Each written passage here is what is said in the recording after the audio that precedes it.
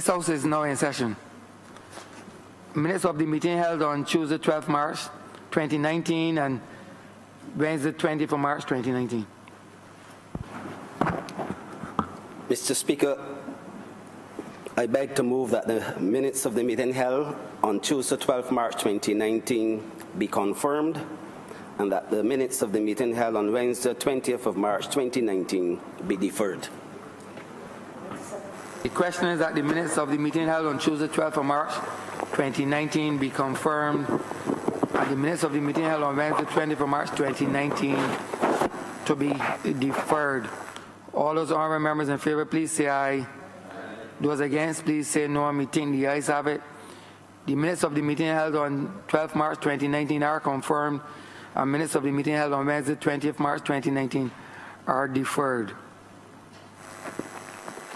Announcements by Your Honour. Messages from Her Excellency the Governor General. Petitions.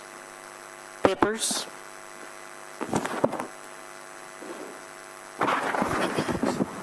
Mr. Speaker, I am commanded to lay the financial statements of the Board of Management of the St. George Secondary School for the years ended March 31st, 2007 to March 31st, 2012.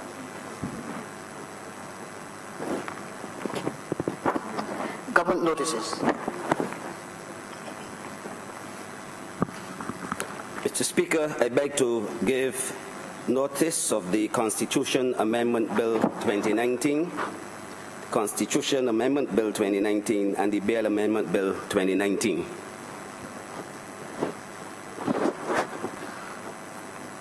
Notices of questions. Reports from select committees. First reading of bills.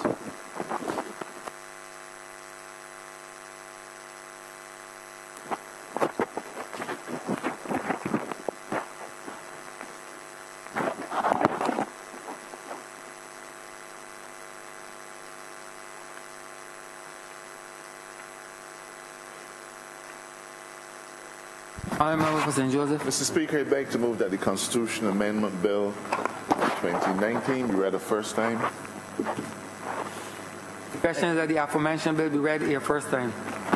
All those honorable members in favor, please say aye. Nigel, those against, please say no. We think the ayes have it. Speaker, I beg to move that a second Constitution Amendment Bill, which would be numbered in due course, of 2019 be read a first time. Question is that the aforementioned bill be read a first time. All those honorable members in favor, please say aye. Those against, please say no. We think the ayes have it. Speaker, I beg to move that the Bail Amendment Bill 2019 be read a first time. Question is that the aforementioned bill be read a first time. All those honorable members in favor, please say aye. Those against, please say no. Me think the ayes have it. Nigel, let's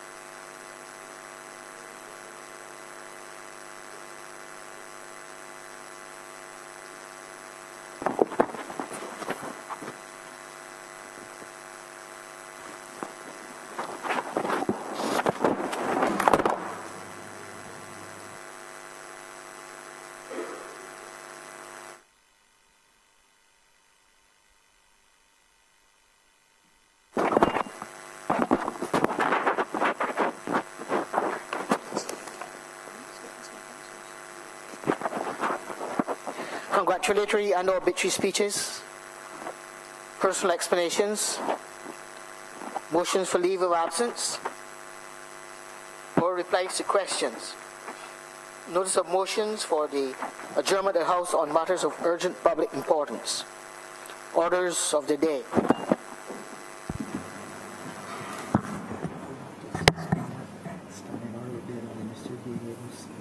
Not changed. Honorable Murphy, City of Bridgetown. Mr. Speaker, I beg to move the suspension of Standing Orders 6, 16, 18, 20, 42.5, 43, 44, and 56 for the remainder of the day's sitting, and also the withdrawal of bills of orders number 5 and number 9 to be replaced by orders number 15 and number 16.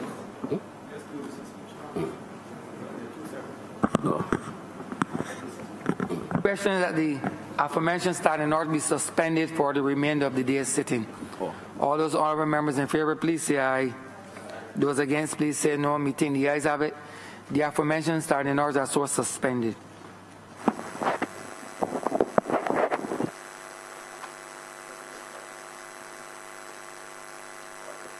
Government business, sir.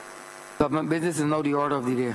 And we're withdrawing orders number 5 and 9. Okay. Withdrawal of the order. Withdrawal of the order.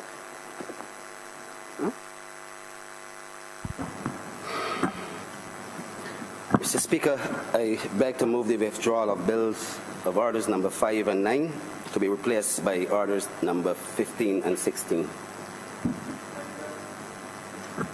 Question is that the aforementioned bills of 5 and 9 be withdrawn and replaced by 15 and 16. All those honorable members in favor, please say aye. Those against, please say no. Meeting the ayes have it. The aforementioned bills 5 and 9 are withdrawn and replaced by 15 and 16.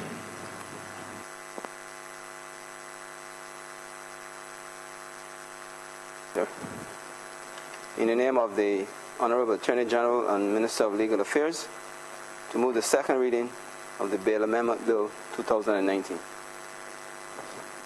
Honorable Member for St. Joseph.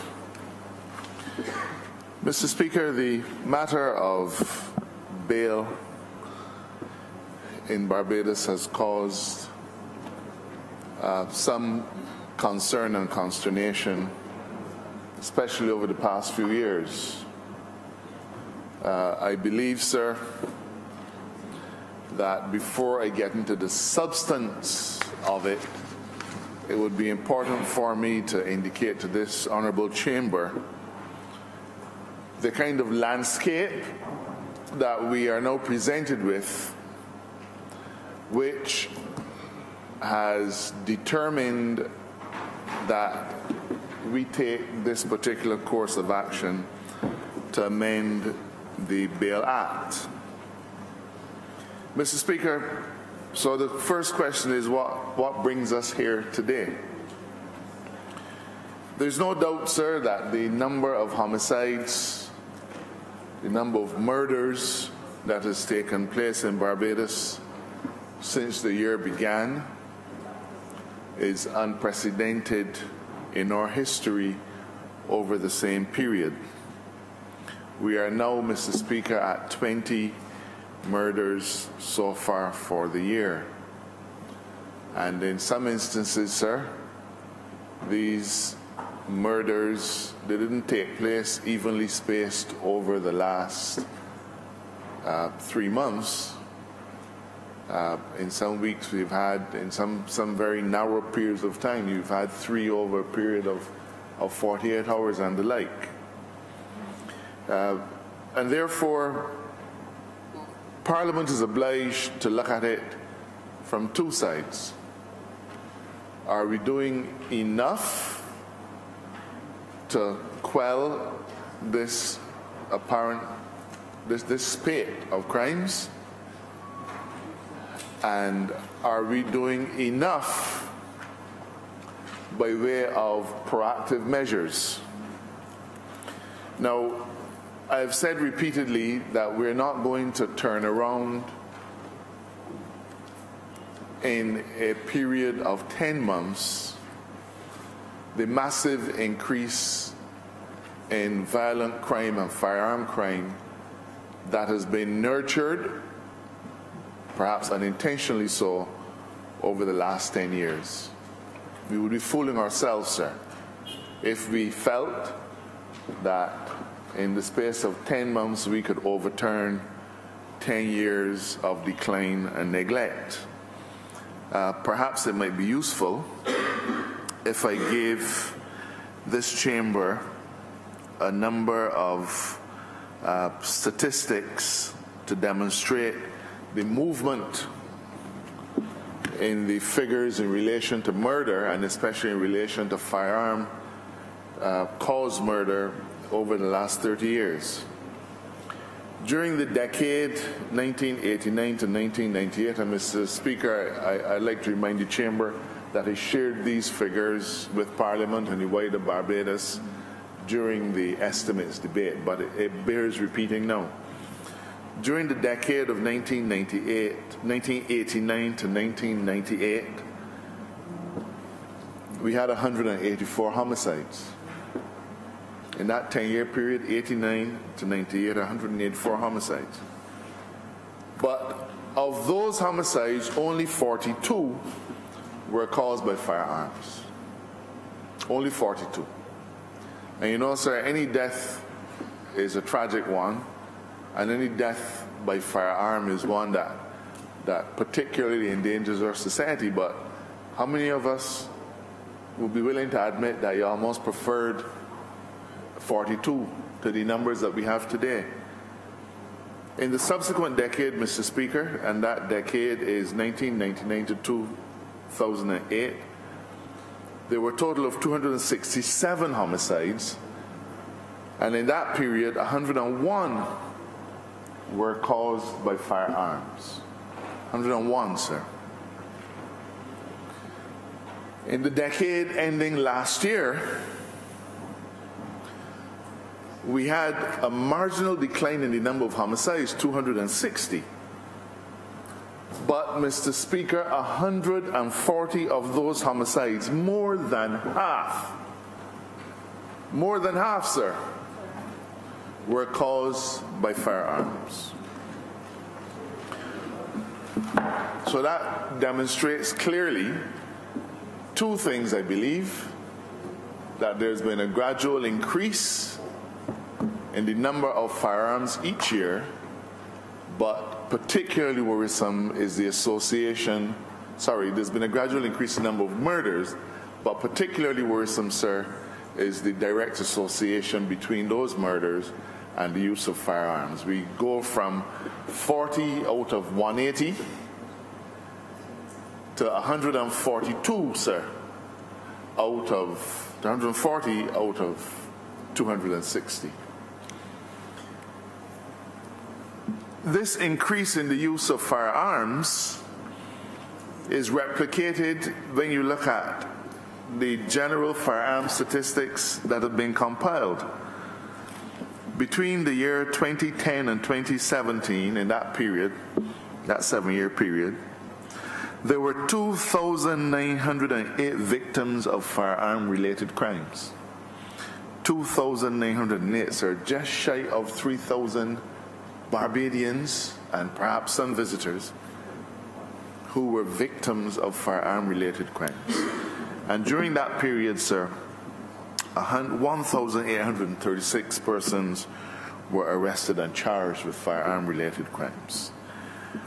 Now, Mr. Speaker, it doesn't take a lot of imagination to be able to say to the public that firearms have become the scourge of modern-day Barbadian existence. Plain and simple. We could put icing on it. We could do all kinds of things to decorate it. But the bald truth, sir, is that it has become the scourge of our modern-day existence and threatens to unwound all of the achievements that we've made as a nation over the last 50 years, and in particular, sir, all of the economic and other advances that we have made in recent time, and especially over the last 10 months. Now, let us look at what has brought us here today. Of the 20 murders for this year, 12 were gun-related, sir, more than half. 12 were gun-related. And of that 12 gun-related homicides, 10, I am advised by the members of the Royal Barbados Police Force, were in the nature of reprisals. That is, gang-on-gang warfare. But, Mr. Speaker, let me urge the members of the Barbadian public not to take that little kernel of information and draw any comfort from it. There are some people who like to view the crime situation as a us and them. It doesn't happen in my neighborhood. I am not at risk. It is gang-related. They're reprisals. So as long as I am not involved in that kind of activity, I can go to sleep safely at night. That's not the case, sir. Because there are a number of disturbing things that have been happening. We are seeing, sir, a callousness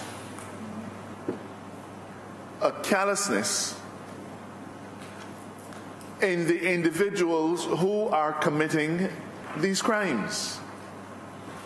How does a person who might live in one of the fancy areas of our country but happens to like Quapova, how does that person feel that their enjoyment of the festival could not be interrupted when only 2 years ago, sir, we had people running through Spring Garden shooting indiscriminately and with wanton regard for what else could be happening? Sir, when we look at the recent event, Sheraton Centre, sir, a situation where an individual goes into a public place in the middle of the day, people are carrying about their ordinary business, some recreational, some commercial, and indiscriminately fires off a weapon.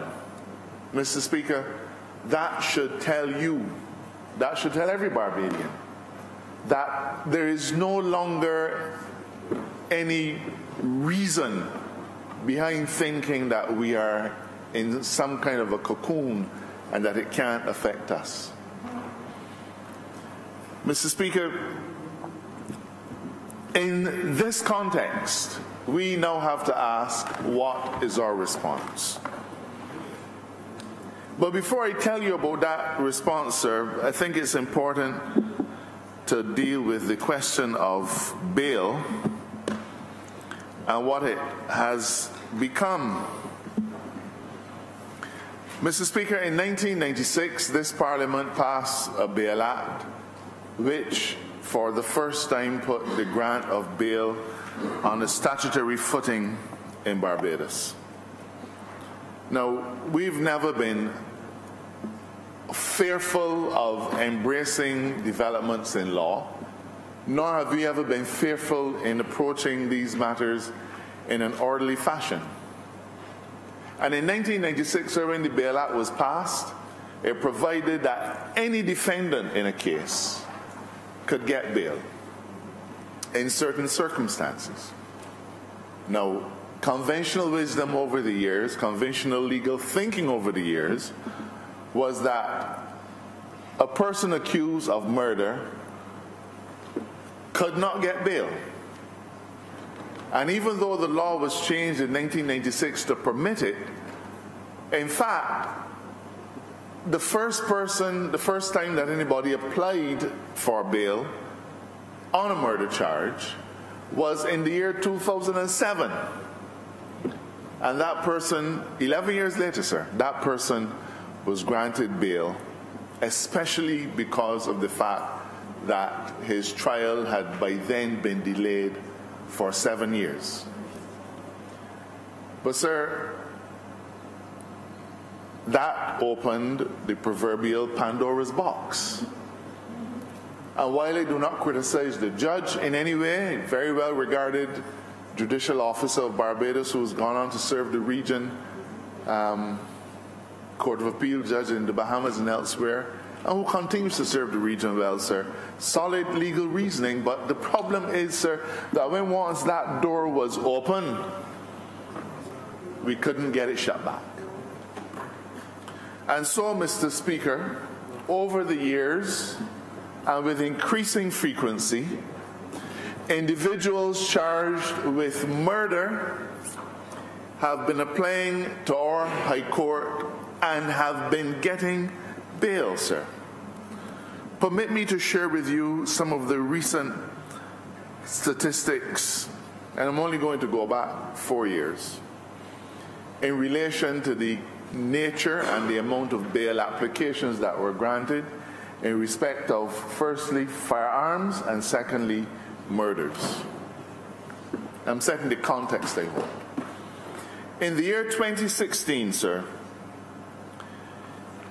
33 bail applications were granted in respect of people who had firearm offenses. 33 people with firearm offenses applied for and got bail. Others may have applied too, but 33 got bail. And in that same year, sir, 7 murder accused were granted bail as well. 7. In 2017, we had 45 persons charged with firearm released on bail, and 6 people charged with murder. 6.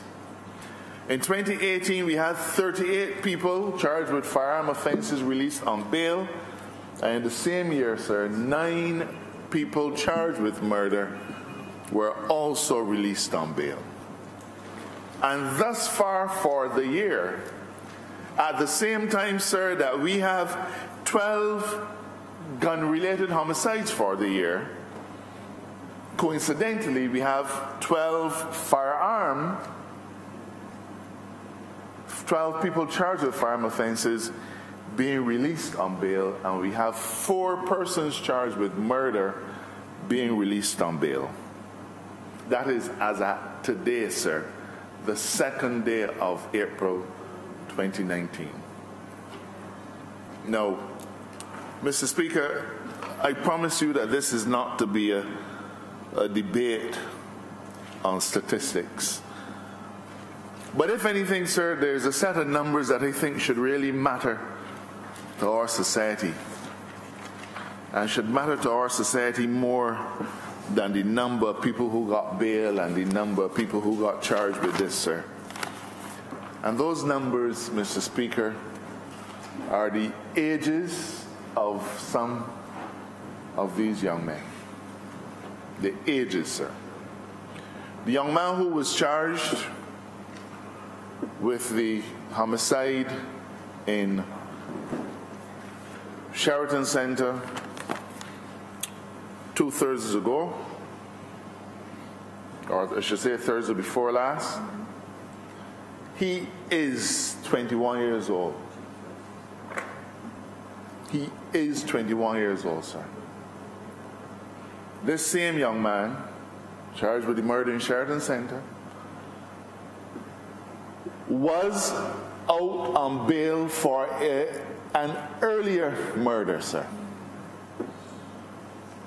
A murder which he was charged with committing this murder in the year 2015. 2015, sir. He was released on bail in August of last year. In August of last year, this young man was released on bail. And by March, barely 8 months later, charged with another shooting. He's 21, sir. The victim, in each case, one was 35, the other was 33. There's another individual, sir, who is currently on bail for 2 murders. 2. And at the time when he was charged for the first murder, he would have been about 22. And he was charged for his second murder in 2014. And as I said, he is out on bail, sir. There is another young man who charged with serious firearm offenses. He's 33. The young man who is charged with the homicide in St. George of February, sir, he is 19. There was another young man charged with multiple murders. He is 29. So those are the numbers that should worry the Barbadian society. Not people in their 50s who have lived most of their life already. Not a man in his 70s who says, well, I could do anything now because I ain't got much time left. Or young men. People who would have been in our secondary schools 5 or 6 years ago. People who might have been in our Sunday schools and in our primary schools less than a decade ago, sir. Those are the numbers that should be worrying us. Now, Mr. Speaker, the fact is that in many instances these individuals come out of prison on bail and reoffend. So there are a number of individuals who are out on bail having been charged with multiple murders. There are a number of individuals who are out on bail having been charged with multiple serious firearm offenses and who come out and then get charged again for other serious firearm offenses. While an individual has a right to his freedom, and while there is a presumption of innocence, sir, it is clear to me that in a situation where people are coming out on bail and reoffending in the most vicious and callous of ways, sir, we as a parliament and those of us on the executive have to make a deliberate response to deal with this issue. Mr. Speaker, I believe that the average Barbadian, while their hearts will go out to the challenges that these people face, they are concerned about how we protect our society. And as I have canvassed people, sought their views, many of them exclaim, but what he doing out on bail? What he doing out on bail? And sir, perhaps when once we ask that question, then we begin to look at the solution. This Parliament is today being asked to make an amendment to our Bail Act. And the purpose of this amendment, sir, is to restrict in a very serious way the ability of individuals charged with certain offenses to get bail. It is not a knee-jerk reaction. It is a reaction, sir, that takes into account what we are seeing on our streets.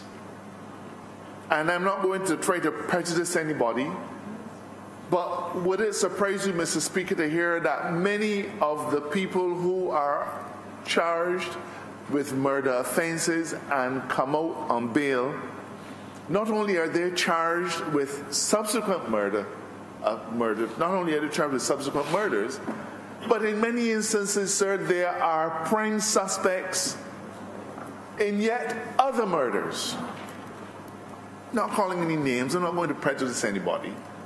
But would it surprise you, Mr. Speaker, if I said that individuals are prime suspects in 1 and 2 other murders after coming out on bail and go and get charged with murder again? So it is useful, sir, in this context for me to cite from a case in Canada called the Queen against Hall. And in the Queen against Hall, sir, the matter of bail came up. And it was dealt with in the Supreme Court of Canada, which is the highest court of appeal in Canada. And it was a case where an individual had slashed a woman 37 times. There was evidence that he attempted to cut off her head, and obviously she died. And that society was very fearful of the environment. And the judge said, this city, like other small cities, looks to its courts for protection. The feelings... This city, like other small cities, looks to its courts for protection. The feelings of the community have been expressed by certain witnesses. Some people are afraid, and some people have voiced their concerns. And he goes on to say, sir, moreover, the offense was grievous.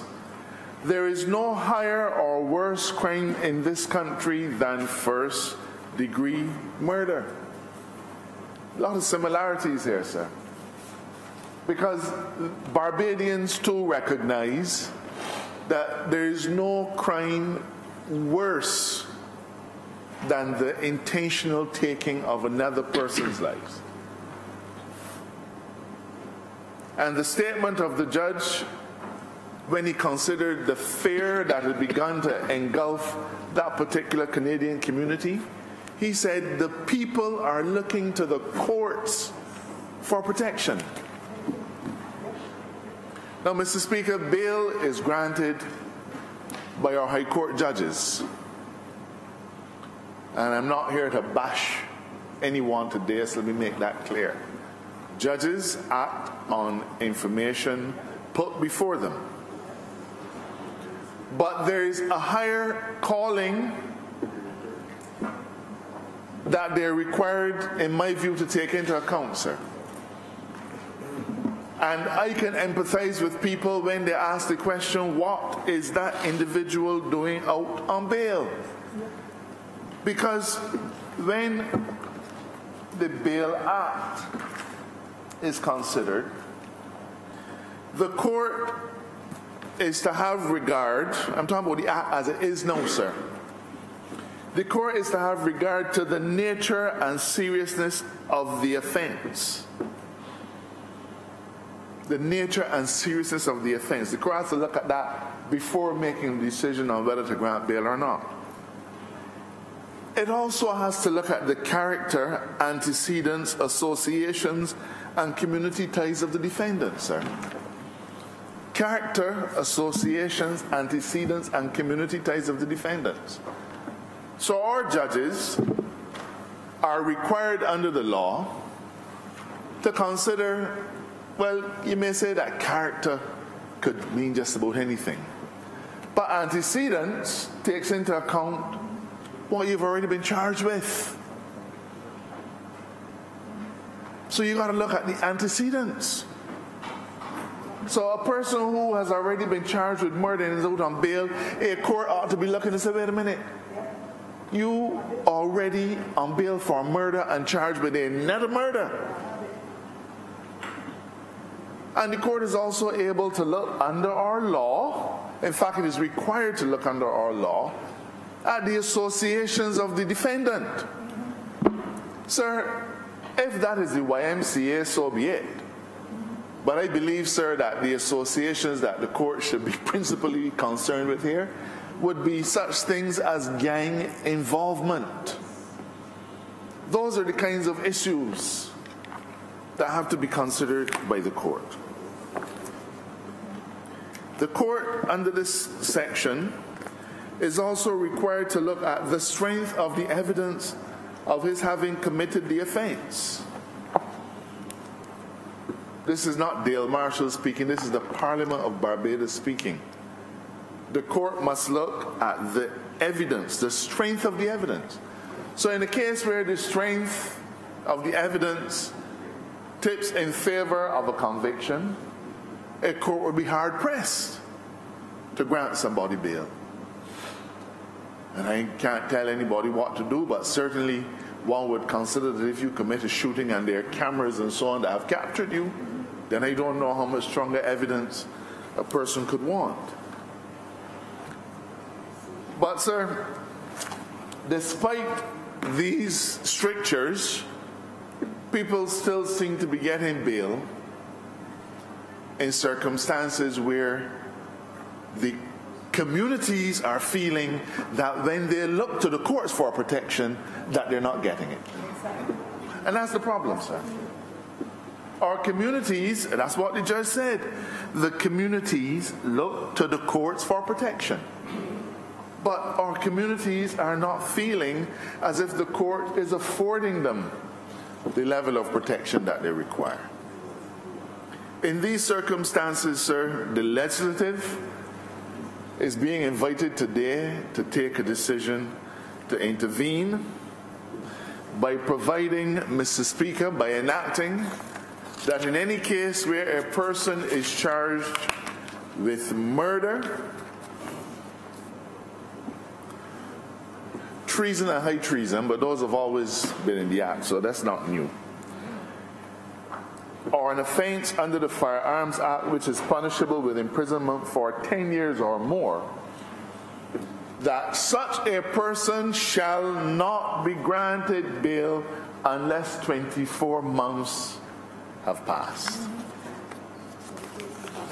So a person, for the purposes of this debate, a person charged with murder or a person charged with one of the more serious offenses under the Firearms Act will not be eligible for bail in under 12 months. 24 months, sir, sorry, in under 24 months. I mean, in under 24 months. I was thinking while I was talking, and the two weren't in the same place. In under 24 months, sir. Now, Mr. Speaker, some may argue that there's no magic in 24 months. Some people have suggested to us that we should make it 36. Some people have suggested to us that we shouldn't give them bail at all. But we still have a duty to maintain an orderly society where rights of individuals are balanced. One of our big challenges, sir, has to do, in fact, perhaps the principal challenge with this bail issue has to do with the length of time it takes for criminal cases to be completed. And we therefore have taken decisions, and I'm not going to go into them now because I've spoken about them ad nauseum. We've taken decisions which we feel will bring about a significant shortening of the time between an individual being charged and an individual being tried. And we feel that when once those measures kick in, that there can be no good reason why a trial of any indictable matter should not be able to take place in the ordinary course of things in anything under 24 months. In fact, sir, we feel that for the more serious of our offenses, they should all be tried within 12 months. But this is not a case, sir, where we are talking idle. We have put the resources in place. We're putting the judges in place. We're putting the courtrooms in place. All of the things, we're giving the PP's office additional prosecutors. All of the things needed, sir, to bring that period now down from the 5 and 6 and 7 years that it is now. We intend to bring it within a short period of time. And therefore, Mr. Speaker, to set a period of 24 months as a bail restriction, we think, is reasonable in this case. But, sir, courts must always have an opportunity to exercise some discretion, and notwithstanding the bald prohibition we have outlined in the bill, a number of cases where a court is able to hear an application and to grant bail in circumstances, in limited circumstances where the need arises. So, for example, if the court is of the view that the evidence against the accused is weak, and that happens sometimes, I know you've argued cases like that, then the court has an opportunity to say, the case against you is weak, I'm not going to keep you up dogs for 24 months. And that can arise in a number of instances, sir. A person might be charged with murder when on the facts of the case, the person could not have had the mens rea to commit murder. The mental element might not be there. And in fact, later in the section, we actually provide that where you can raise a defense of self-defense, that a court would be able to grant an individual bail. Now, reaching this compromise did not come easy, because there's a sentiment, sir, there's an anger that is being expressed in the Barbadian society given what is besetting us. But we did feel, sir, that there were times when, let's take, for example, somebody breaks into your house and you and them get into something, they get shot, die. But you might still be charged with murder. You shouldn't be, but you might be. Because I think anybody who has practiced in the criminal bench, in the criminal bar long enough, would know that there are instances where you are left wondering, well, why would you have charged this person with homicide? They have personal experience, sir, of an individual who had been threatened day and night by an assailant. The assailant went to the police and tell the police, I don't care what you tell me, I can kill you. And when the fateful attack came, the individual defended himself. So you had, clearly self-defense. But he was charged with murder. I'm not going to fuss about that. But the point is, it can happen. So we have made provision where, in certain limited circumstances, notwithstanding the prohibition, an individual would be able to get bail in a case where the case is weak or where self-defense can be pleaded and so on. We've also sought to put other arrangements in place. Sometimes these bail applications are heard in the High Court, but the people who are there as gatekeepers for Barbadians, they're not aware that a bail application is being made. And now for the first time we are providing that a bail application can only be heard 72 hours, no fewer than 72 hours after it has been served on the DPP. So an individual who is making an application for bail in the High Court, you must serve your application on the DPP, and it cannot be heard in under 72 hours. Now, the purpose for that, sir, is to give the Director of Public Prosecutions an opportunity to find out what the factual matrix are, what are the individual's antecedents, what are his associations, where the police stands, are you currently investigating another offense for this individual, and so on. All of those things, so that the DPP can be the gatekeeper and say to the judge, there are circumstances where we do not think bail is appropriate, and these are the circumstances. And we think that this is an important measure. It may be small, but it's an important measure because it allows the state to have a significant voice when these bail applications are made. Because, Mr. Speaker, you're slipping before the judge and the bail application is heard and you're on your way. It happens. It happens. But this attempts to bring order to that kind of environment. Now, Mr. Speaker, we know that dealing with the Bail Act in this way will not solve all of our problems. But I'm convinced, sir, that it will go a long way in bringing some order to our streets. Mr. Speaker, there are a number of young men, and perhaps even young women, who, because of the prevailing environment where it is considered that you can get bail, don't hurt your head, bail can come, just cool out, you can get bail. There are a number of young men and women who are saying, sir, it's all right. I can do what God do and I can go up, and in 6 months I can be back out. And there's a peculiar phenomenon that's happening, sir. I grew up in a generation when you had to be neat and tidy, and you had to speak well, and you had to keep out of trouble in order to be attractive to the fairer sex. Remember, for his city, it's like that, sir. That's why he's always neat and tidy. But, Mr. Speaker, there is today a generation of individuals who see going up to prison as a means of rising in the estimation of his or her peers, and in the estimation of the girls who they're trying, the women that they're trying to attract. Now, I think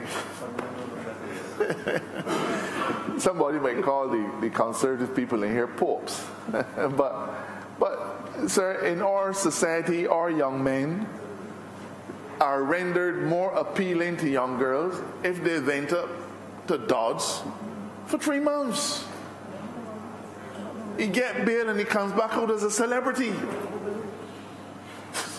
He comes back out as a celebrity, sir. Now, as fanciful as that is to you or I, that is the prevailing view in that particular class of individuals. And because there's a feeling that based on happenings, I can be back out on bail in 3 or 4 months, the big thing. Well, no, sir, you ain't gonna get no bail in 3 or 4 months anymore, because we are starting you off up there at 24 months.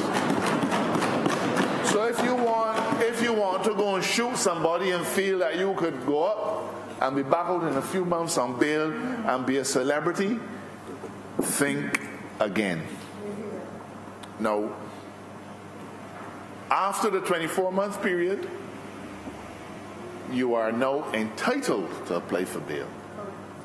But my job is to make sure that after the 24-month period, you are either convicted or acquitted. We will not be tolerating these situations where cases drag on and on and on and on.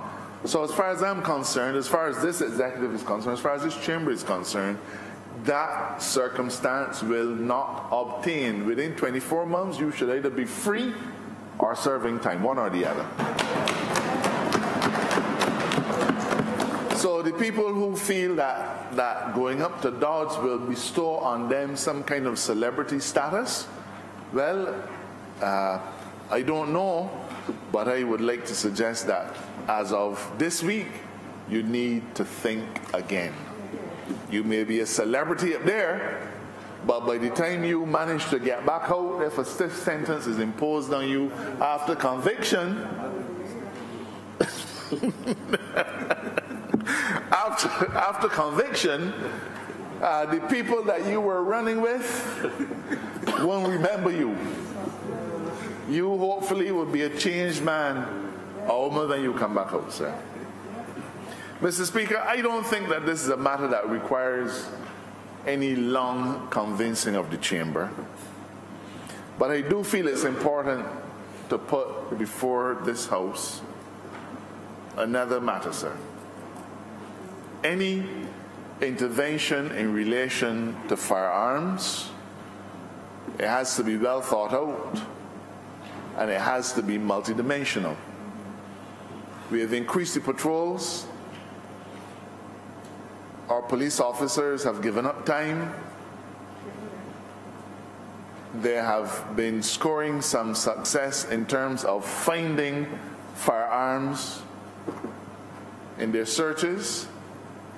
And the government is investing $40 million in the port in new scanners to try to stop the firearms from coming in. All of these things are being put on the table, sir. But there are a number of Barbadians who have been expressing an interest in seeing gun amnesties being returned to our, as part of the equation, being returned to our arsenal. Now, let me say, Mr. Speaker, that we've had gun amnesties. We had a gun amnesty, gun and fire and ammunition amnesty in 1983. Remember, I told you that in the decade of 88 to 98, we had a total of 40 shooting deaths. Well, in 1983, sir, as remarkable as it might seem to us now, there was a spike in firearm crime. And the gun amnesty was established then. And it was implemented for a period of the 1st of July to December 31st, a full 6 months. And then again, sir, in 1998, another gun amnesty was offered to Barbadians. The purpose of a gun amnesty, sir, is to allow individuals who have in their possession unlicensed firearms, parts of firearms, ammunition that they know they should not have, allow them to bring them in. And in the nature of any amnesty, the police take them into any police station and you're not asked a single question. Our mission then is to get them off of the streets. People have been asking for it, sir, and I have consulted with the police force, and I announced today that after this legislation is passed in all of its stages and becomes law later in the week, a gun amnesty will be offered to Barbadians.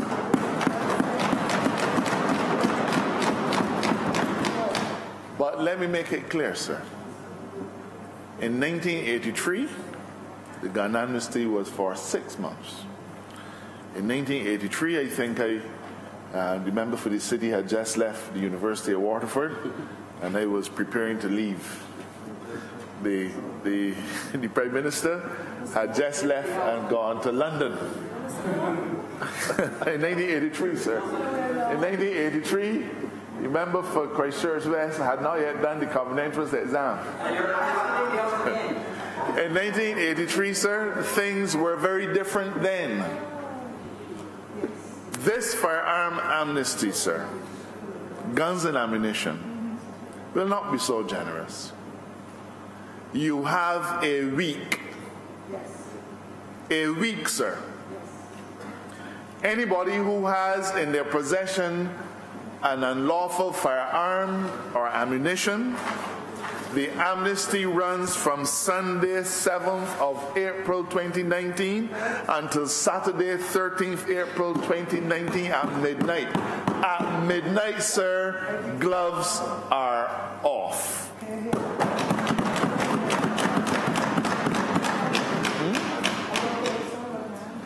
This amnesty, for the avoidance of doubt, relates to firearms, parts of firearms, and ammunition, sir. Somebody once said to me that a gun without a bullet is just a hammer.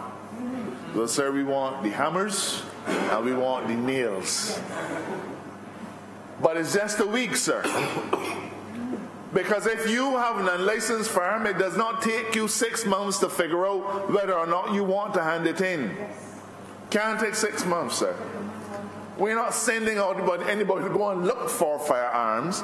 If you have ammunition that you know you have no lawful reason to have, take it to any police station, day or night. No questions asked. If you have guns, parts of guns, any police station, day or night, no questions asked. And if you know, and you can go and get your hands on it, take it to a police station too, sir. But 1 week. 1 week, sir. And it is 1 week because the criminal element in this society has to understand that we mean business. A government is elected for the purpose of protecting the citizens. That is why the member of St. Thomas is here, isn't it? That is why I am here, sir. My business is to protect citizens, not to coddle criminals. Coddling criminals, I don't know whose business that is, but it's not ours. It's not ours, sir. And I know that I will hear, but that too short. It doesn't take long to get from wherever it is with a gun to a police station. We have police stations all over the place, sir. 1 week. And at the end of that week, I propose to report to the country what and how many we've been able to recover. I'm declaring it publicly that there's an amnesty, and the police will tell you periodically how many guns they seize in a raid. I believe that I can tell the country how many guns coming from the amnesty. But I can tell you, sir, I can tell you that there are people who believe that an amnesty is not the solution. The people who believe that the kinds of guns that we want to get off the streets don't come in an amnesty. Somebody who spends $10,000 on an AK-47, I hear that's the going price on the street, is not likely to show up at a police station and say, "Sir, I am washing my hands with this." But he could never say that he didn't have a chance to do so. He can never say, sir, that he didn't have a chance to do so. I am warning the criminal element of Barbados: do not test or resolve. Do not test or resolve. This is not something that we can be flippant about, but do not test or resolve, sir. We are here as a government to protect the lives, livelihoods, and interests of the majority of people. And I don't think that I or any of us will ever agree that 10 or 15 or 20 hoodlums will mash up our country, sir. But you know, sir, we have become so mamby-pamby. I saw on social media somebody saying that, criticizing the Attorney General, saying that he calling our young men hoodlums, sir. It is only polite discourse and the rules of the chamber that will stop me from calling anybody who shoot another man or another woman something worse.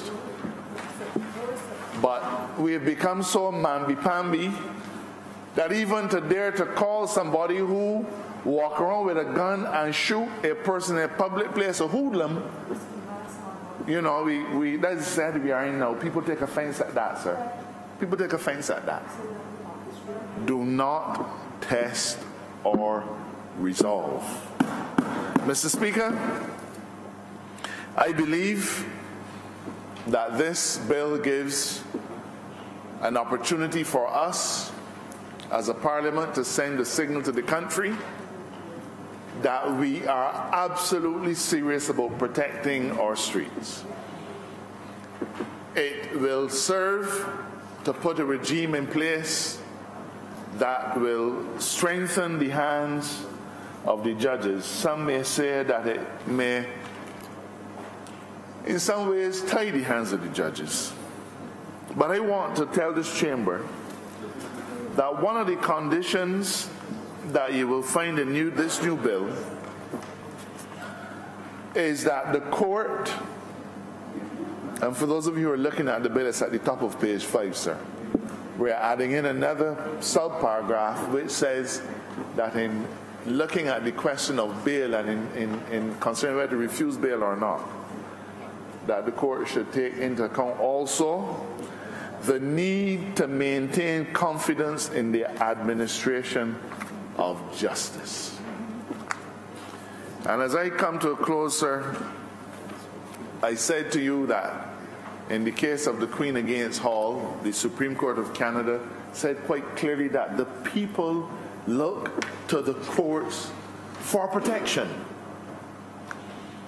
And so the context for this new subclause F, which requires a judge to take into account to maintain confidence, the need to maintain confidence in the administration of justice, sir, it is in that context that this particular subclause is included. In the Court of Appeal in Canada, the court considered exactly this kind of clause. Exactly this kind of clause, sir. And it said this: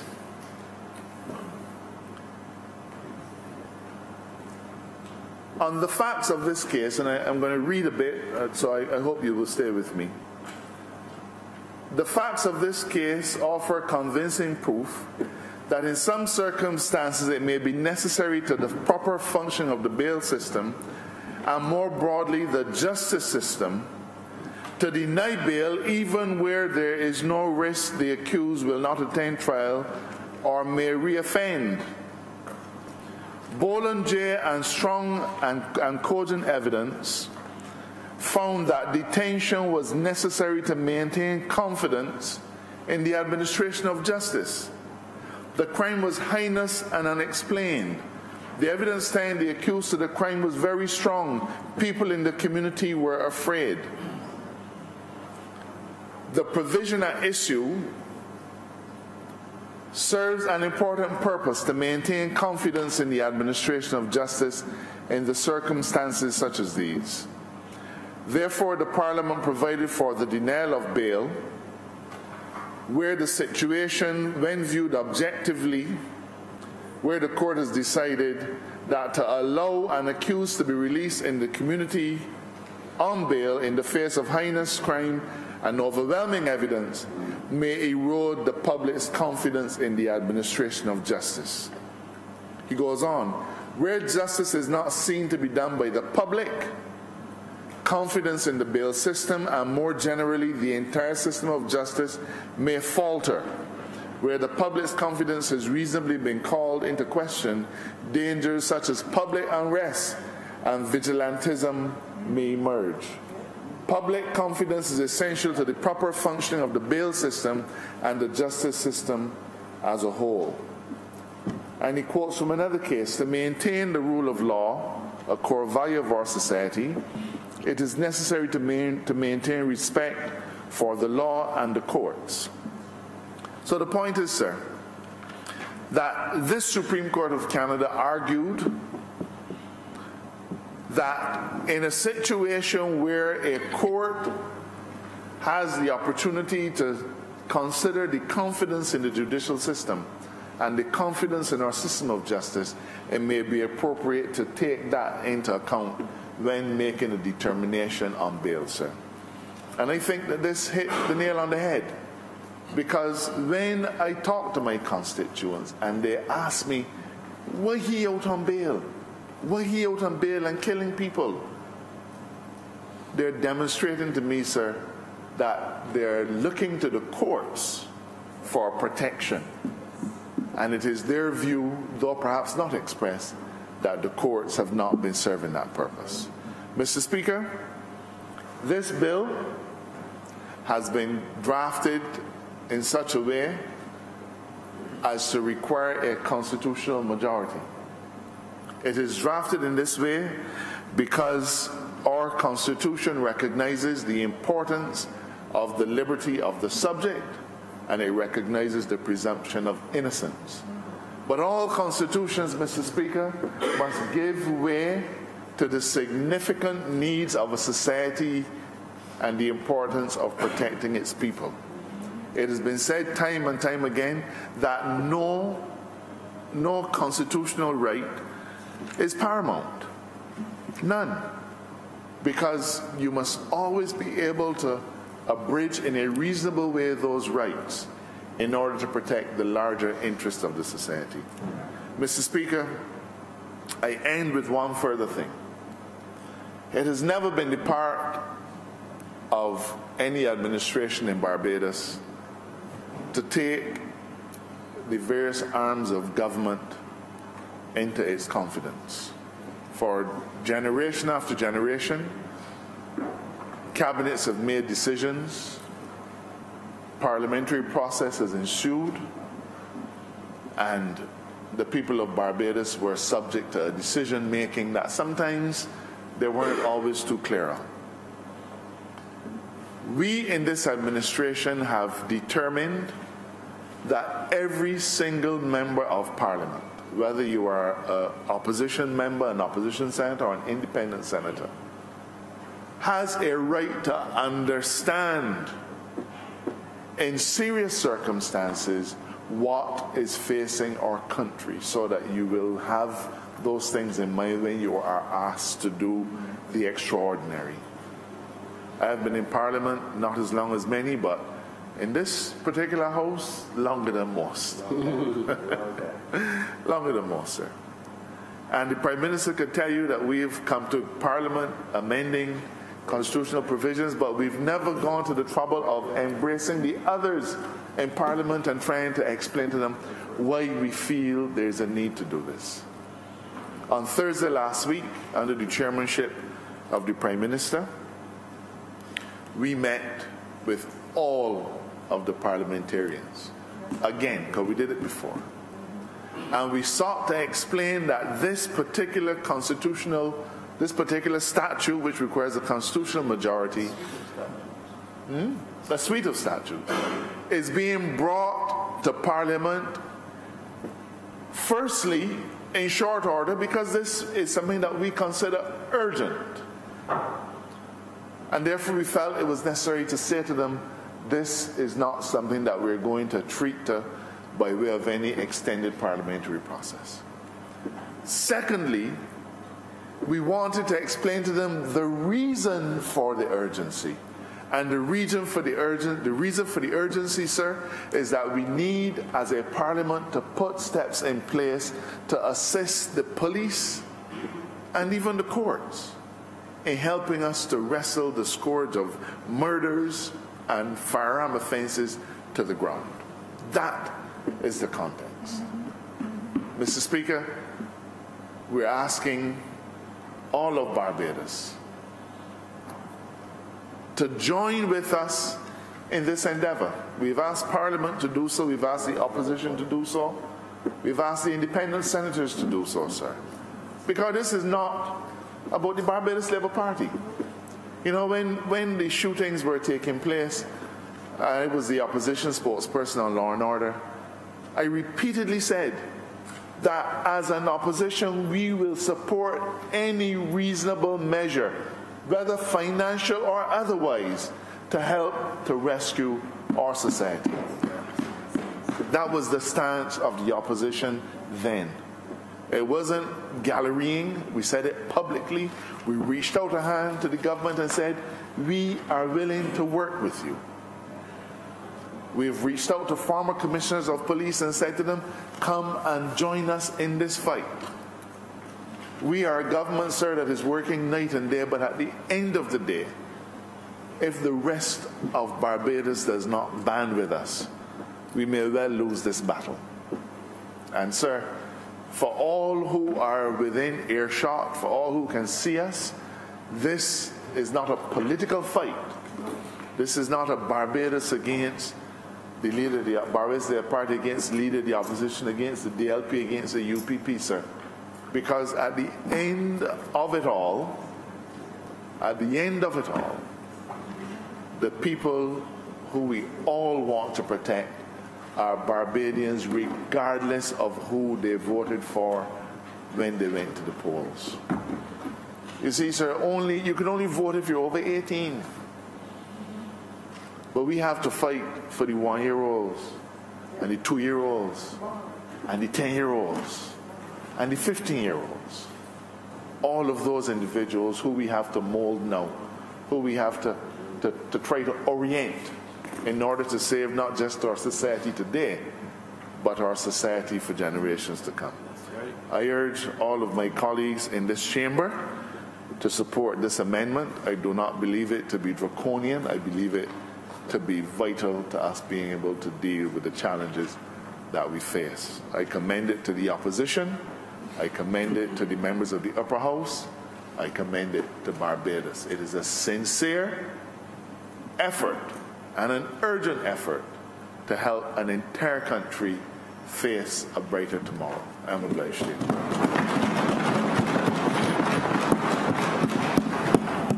Honorable Prime Minister. Mr. Speaker, sir, I rise in support of my Attorney General.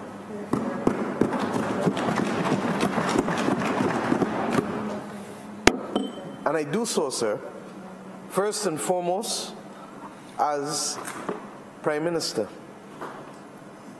and to say to the country that the measures outlined by the Attorney General have enjoyed the full confidence of my Cabinet, that we are satisfied that they are in order, and that I rise also in support of him as Minister of Finance, because I have laid before this chamber warrants and requests, appropriation requests for sums of money that are to boost not just the law enforcement arm, but the administration of justice arm with respect to the first expansion of the number of criminal courts from 2 to 5, because it is only, Mr. Speaker, in the expansion of the number of law courts dealing with criminal matters, as you would know, sir. 10,000 criminal cases as a backlog is a travesty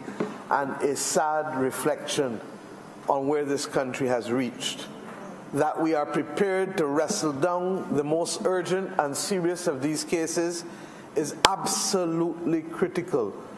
But at the same time, Mr. Speaker, that we also boost the capacity of law, not just with respect to immediate law enforcement, but in understanding and in trying to save those 8 to 15-year-olds who for the last decade were left at the mercy of the high winds and the ravages of the environment, such that the majority of persons coming before the courts now with respect to these serious offences lie regrettably between the ages of 15 and 25. A lost decade in every respect.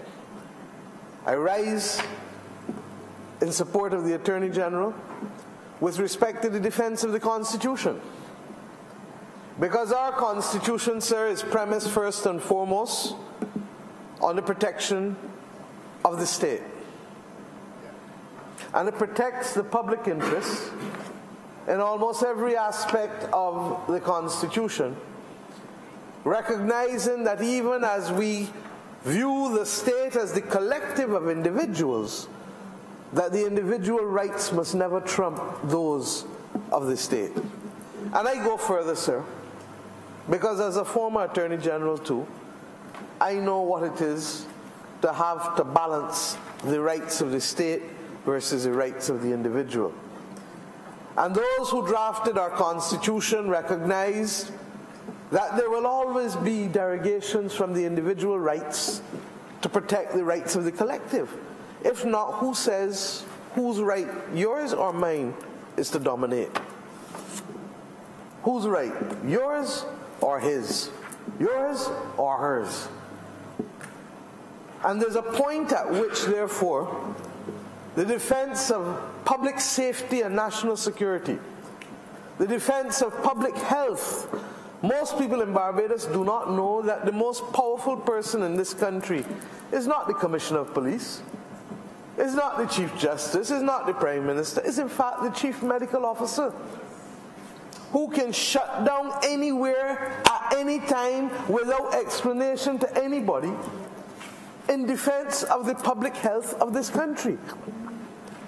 And if you go behind that principle, you then understand that the reason for it is the defense of the collective. Remember, for Sir Michael East likes to talk all the time about collective. It is the defense of the collective, the defense of the state, the defense of the population. Now, Mr. Speaker, sir, if I ever had any doubt about this, and the public knows that I am a person who, I don't travel Barbados incognito like a previous Prime Minister. I travel Barbados in full glare, and I mix with any and everybody, because that is my nature, but it is also my duty. And Mr. Speaker, in these matters, when you engage with ordinary people, the most and of all backgrounds and of all ages, the most important thing that is revealed is that people want order and stability.